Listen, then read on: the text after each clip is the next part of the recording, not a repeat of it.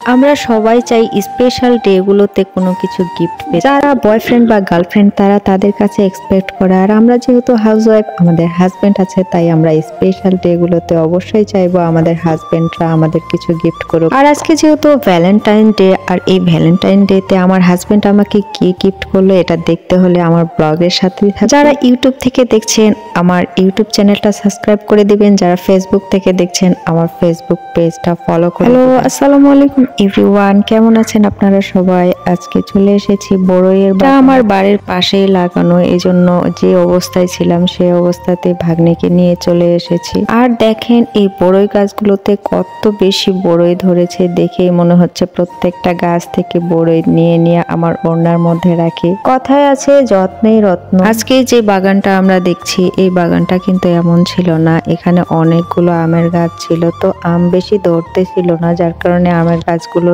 কেটে এখানে পরিচর্যা করে 50টা বড়ইয়ের গাছ লাগানো হয়েছে। আর বড়ই অনেক বেশি ধরেছে, দেখে অনেক বেশি ভালো লাগে। আর বড়ই বাগান থেকে ঘুরে এসে দেখি আমার হাজবেন্ড আমার জন্য গোলাপ ফুল এনেছে, আমি তো অনেক বেশি খুশি হয়ে গিয়েছি। আসলে ভালোবাসাটা লুকিয়ে রাখার নয়, মাঝে মাঝে এর বহিঃপ্রকাশও দেখাতে হয়, তাহলে ভালোবাসাটা আরো বেশি। আর এদিকে রাতের বেলা আমার মেয়েকে আমার শাশুড়ি আম্মা এটা মেলা থেকে এনে দিয়েছে। মা কোথাও গেলে আমার মেয়ের একটাই বায়না থাকে যে দাদি আমার জন্য চকলেট নিয়ে আসবা।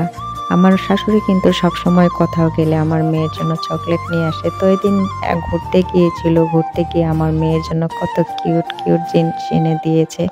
আর আতিয়া তো দেখে এগুলো অনেক বেশি খুশি হয়ে গিয়েছে, ও দেখে দেখে বলতেছে আমি এটাতে পানি রাখবো, এটাতে ভাত রান্না করব, এটাতে তরকারি রান্না করব। আসলে জিনিসগুলো অনেক বেশি ইউনিক ছিল আর দেখতে অনেক বেশি সুন্দর ছিল। ছোটবেলায় আমিও হাঁড়ি পাতিল নিয়ে অনেক বেশি খেলাধুলো করেছি, কিন্তু বড় হয়েও কে কে আমার মতো এখনো হাঁড়ি পাতিল নিয়ে খেলাধুলা করে। এরপরে আতিয়া অনেকগুলো ক্লে নিয়ে এসেছিল, ওই ক্লে দিয়ে অনেক সুন্দর সুন্দর জিনিস বানাতে পারে। আমি কিন্তু ওই ক্লে দিয়ে কিছুই বানাতে পারি না, চেষ্টা করলে হয়তো পারবো, কিন্তু আমি সেই চেষ্টাটাও করি না। আর এই ক্লে গুলো ওর বাবার কাছ থেকে আনিয়ে, বাবা মা হয়তো এমনই হয়, মেয়ে বা ছেলের আবদার কখনো ফেলতে পারে না। আমিও আমার বাবা মায়ের কাছে অনেক বেশি আবদার করতাম, আমি আমার বাবার সঙ্গে বাজারে যেতাম, এরকম হাঁড়ি পাতিল ক্লে কিনে নিতাম। কিন্তু এখন অনেক বেশি কষ্ট হয়, বাজার আছে, ক্লে আছে, হাঁড়ি পাতিল আছে, কিন্তু আমার বাবাটাই আর বেঁচে নেই। 8 বছর আগে আমার বাবা আমাদেরকে রেখে চলে গিয়েছে। বাবাকে অনেক বেশি মিস করি, বাবার জন্য অনেক বেশি কষ্ট হয়, অনেক বেশি খারাপ লাগে।